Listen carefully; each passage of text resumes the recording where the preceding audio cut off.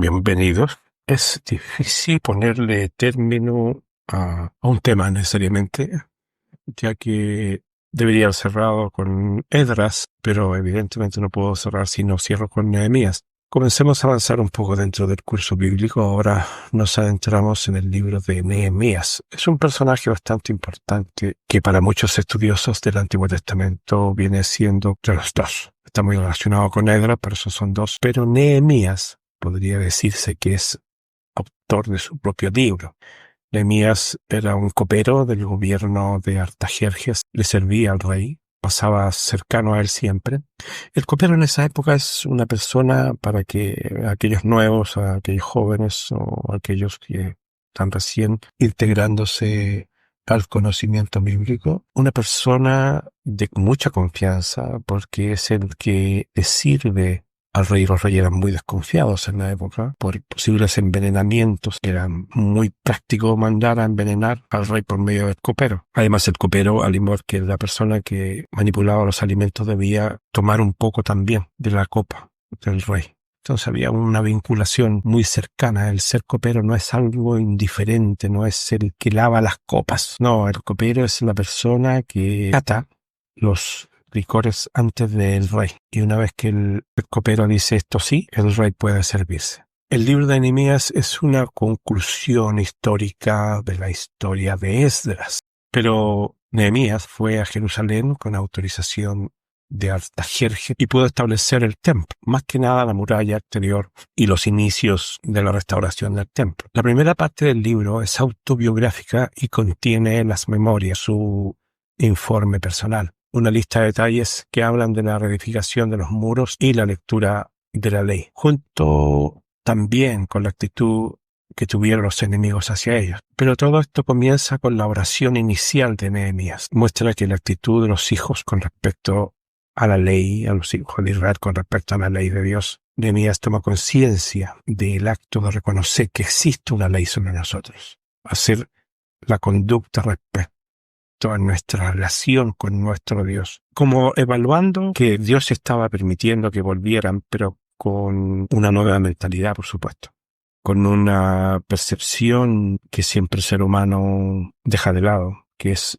el arrepentimiento y la conciencia de malas actitudes, pretendiendo siempre encubrirlas o justificarlas. Volviendo a la historia que nos cuenta Nehemías, hasta Jerjes en una ocasión cuando él estaba atendiéndolo, sirviendo sus tragos, lo notó triste y solicitó que éste le contara su preocupación. Bueno, Nehemías le dijo que él estaba preocupado por la tierra de sus padres, que había sabido que la ciudad que él había dejado atrás y el resto de su familia estaba totalmente asolada, y solicitó permiso para poder reedificar esa ciudad desolada. Bueno, le concedió el pedido y le entregó cartas ya una vez cuando Nehemías llegó a Jerusalén y apreció todo el abandono y toda la destrucción todavía evidente en el lugar. Se pone manos a la obra, pero se manifiesta en forma casi inmediata, tal como sucede hoy con el odio contra los judíos o israelitas y el rechazo anticipado y prejuicioso y maligno de los eternos enemigos.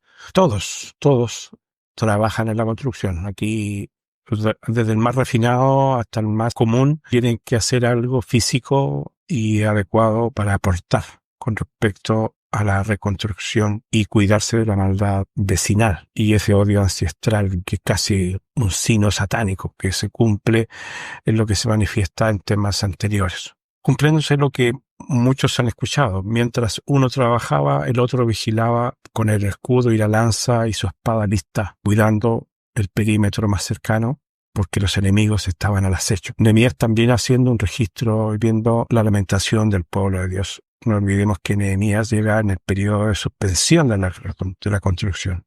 Recordarán que Esdras nos había contado que había venido gente con Zorobabel y había empezado la reconstrucción y a reedificar las casas, y estos enemigos fueron y hablaron con Darío, el suero, primero, y Darío salió con un decreto para prohibir la construcción. Nehemías llega a este punto, en este punto histórico, a este intermedio, y en ese periodo de tiempo, los que habían llegado, personas que habían llegado con él, llegaron con recursos limitados, y por supuesto había otros que llegaban un poquito mejor y había personas que habían sacado a relucir el acto de usura, de préstamo de dinero, con intereses, incluso al extremo de tomar en parte de pago esclavos dentro de sus mismos hermanos y cosas así. O sea, ya se estaba manejando el asunto bancario que tenemos hoy día prácticamente, y por supuesto esto le molestó mucho a Nehemías. Se reúne con los ancianos y los sabios, propone que no es posible, que es como un fenómeno de lealtad hacia un pueblo, hacia una raíz, hacia un bien común. Deberían tener un poco de amor hacia su gente, hacia su raza, hacia su bandera, hacia su pueblo. ¿Cómo podíamos criticar a los extranjeros, siendo que se estaban sacando los ojos entre ellos? Por lo tanto, había que poner fin a la usura y perdonar las deudas y continuar,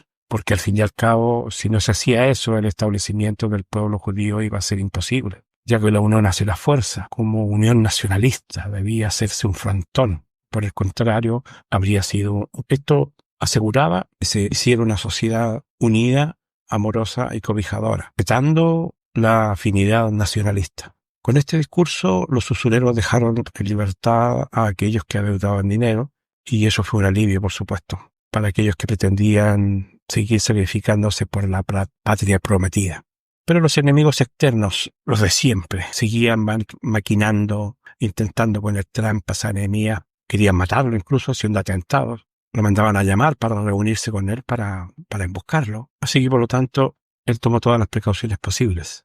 Es Nehemías quien empuja la construcción ya más sólida, hasta que aparece Esdras en el horizonte, completa el decreto de Artajerjes y el respaldo económico que faltaba, que trae la reconstrucción del Templo de Jerusalén, en una situación donde se reúnen los dos personajes. Cuando Esdras y Nehemías leen la ley al pueblo, para muchos esto se había dejado de lado y se vuelve a establecer como institucional, digamos, divino, la observación de la ley. El establecimiento del día de reposo, confiesan todos el pecado de Israel y se hace un resumen histórico reconociendo los errores que existieron para que todo esto cayera en desgracia. También esto demuestra que ya en esa época se siguió preservando el canon bíblico, se siguió preservando el conocimiento que la Escritura reconoce que el pueblo ha cuidado.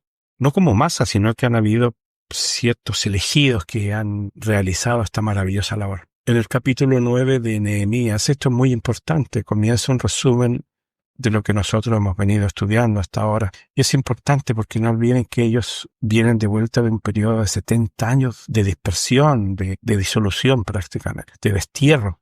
Y siempre se ha puesto en duda las historias de Israel siendo si eran reales o no. Y vemos confirmado por los reyes que tenían esclavos, que es reconocido por la historia que realmente Nabucodonosor había llevado en cautiverio a los judíos a la casa de Judá.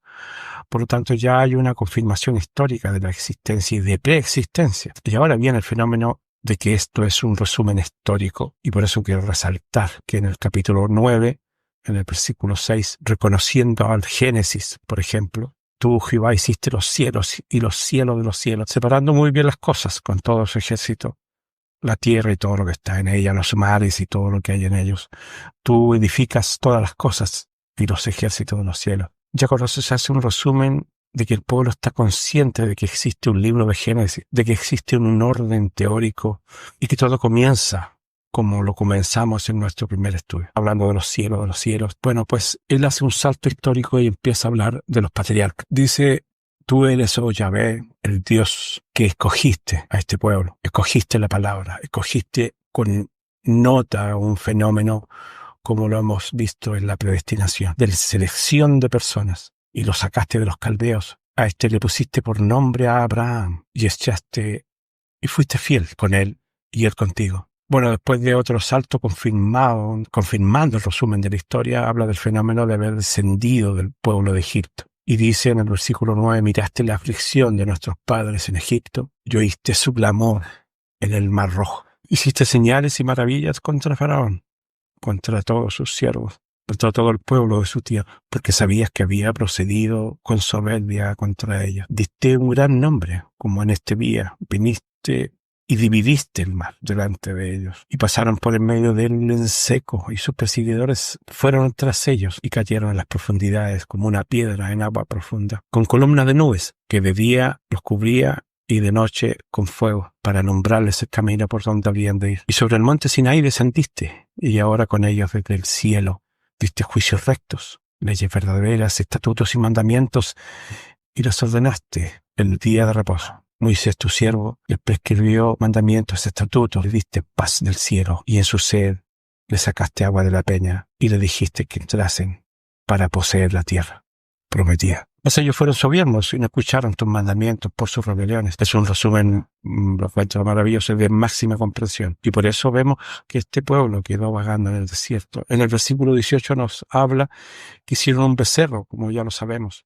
Pero tú seguiste cuidándolos, seguiste dándole alimento a pesar de toda esa maldad. Enviaste un buen espíritu para enseñarles y no retiraste tu maná de su boca, ni el agua de su sed para sustentarlo. 40 años en el desierto, ninguna cosa tuvieron necesidad. Tus vestidos no se envejecieron, ni se hincharon sus pies. Es importante esto hoy día, donde la gente se afana en diversas formas. Un verdadero hormiguero. Cuando miramos desde un lugar alto, una ciudad, la gente camina hacia diferentes partes, se cruzan unas a otras y van y vuelven y se mueven todos rápido. Nos damos cuenta que el afán es una de las cosas que sobresalen de esta sociedad. La ansiedad, el lucro, el deseo de tener, de competir, el codiciar, la ambición, la preocupación de aquellos que no alcanzan con sus medios, no solo a sobrevivir, sino que a superar, a sobreponerse por sobre otros. Pensemos qué maravilla, a pesar de todo, una muestra de amor. Tener un pueblo de más de 2 millones de personas. No por un día, no por una semana, tampoco por un mes, ni por un año. 40 años sin trabajar, con ninguna preocupación de alimentos,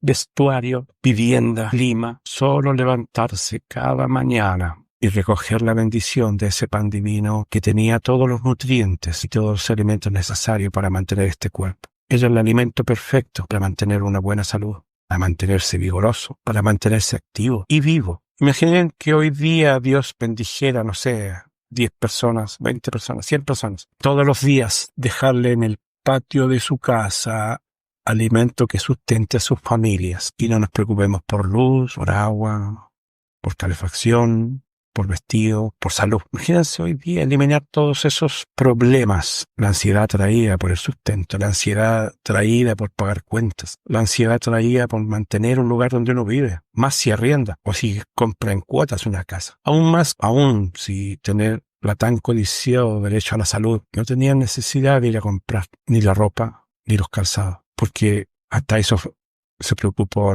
nuestro Creador en cuidarles. Más aún andaban enojados igual. 40 años, casi un periodo de nuestra época. Era un castigo, pero igual era una bendición. Estaban haciendo un resumen de la historia entonces maravilloso, para que el pueblo le quedara claro las dos partes del conocimiento. La sustentación prometida de parte de Dios sobre nosotros, el cuidado de parte de Dios sobre nosotros, pero a cambio siempre de una disposición de parte nuestra de también respetar las normas establecidas, haciendo notar que el pueblo había desarrollado la historia de desobediencia y había llegado hasta la época en que ellos estaban viviendo. Pero ya a lo que voy es que había un conocimiento. No eran como pájaros en una ignorancia de saber de dónde provenía toda la historia. Ya se establecía aquí una mención con respecto a la historia bíblica, que es increíble que hoy día, 2500 años después, todavía hay personas que no conocen ni la historia bíblica ni el desarrollo bíblico, y que desprecian ese conocimiento. Tienes más o menos con eso la línea general de lo que ellos estaban queriendo exponer al pueblo. Sabemos que podemos encontrar otros conocimientos anexos, pero ya en esa época de Esdras estamos hablando de 450 años antes de Cristo, y ya tenían clara la historia del pueblo de Israel. Ellos hacen un pacto en ese momento, hacen un juramento corporativo de guardar los mandamientos, en especial guardar el día de reposo, que es muy importante. Distribuye la ciudad. Sabemos que habían casas abandonadas, destruidas por supuesto, pero estaban demarcados más o menos los terrenos, y se empieza a habitar la ciudad. En conjunto la gente ponía una feria y como son tan desobedientes la empezaron a poner el día sábado. Y por supuesto que Nehemías dijo no. Y vamos a guardar el día de reposo, guardémoslo. Así que vamos a cerrar la ciudad el día viernes en la tarde y estará cerrado todo el día sábado. No volvamos a cometer los errores que cometieron nuestros antepasados. Y ya no solamente por temor, sino por un acto de amor y de reconocimiento con respecto a ese día, que vuelvo a reiterar, no es solamente un mandamiento, es el recordatorio de nuestra creación, es una conmemoración, porque en 6 días creó Dios los cielos y la tierra, y en el séptimo descansó junto con el hombre. Y Él quería descansar con nosotros, y quiere descansar con nosotros, y quiere compartir con nosotros conocimiento, quiere compartir con nosotros la sustentación de la vida, de la salud, de la energía. Cada uno, por supuesto, está programado, sí o no, para entender esto. De paso, en la historia se recuerda el pecado de Salomón, que no pasó desapercibido por los historiadores de la época. Todos sabían que él se había corrompido gracias a mujeres extranjeras. Por supuesto que me imagino que esas mujeres eran bellas y atractivas, pero no era ese el punto. Era un punto espiritual, sino que era la perversión que pudieran lograr con esa relación, la corrupción que pudieron lograr en esas relaciones, el desplome espiritual. Un gran hombre en una relación con Jehová impresionante, con bendiciones envidiables, se quebrajó y se derrumbó y sucumbió ante tentaciones de la carne, de la debilidad, ante la belleza, ante el sex appeal de aquellas mujeres extranjeras. Ellos recuerdan eso y ahí deciden, como dice el libro, evitar los yugos desiguales, donde las personas, en especial los religiosos, piensan totalmente distinto. Debe haber una comunión espiritual en la pareja, debe haber una igualdad de sentido y de sentimientos. No se puede estar sirviendo a dos dioses en una casa. He podido brevemente analizar el libro de Nehemías, es un libro que ustedes pueden leerlo completamente y gozarse, disfrutar de ese resumen y de cómo se llegó a este punto. Porque es un reinicio. Como en nuestra vida han habido reinicios. Hemos caído, nos hemos puesto de pie, Dios ha mostrado misericordia en nuestras vidas y nos ha restablecido. Y hemos prometido no ser rebeldes. Hemos escuchado el llamado, hemos escuchado su voz. Este tema es un antecedente histórico muy importante, porque aquí tenemos de vuelta al pueblo de la casa de Judá, de vuelta a la historia y de la ciudad reedificada y su templo reedificado, con sus normativas espirituales como mandamientos, con su línea histórica, con un repaso histórico importante,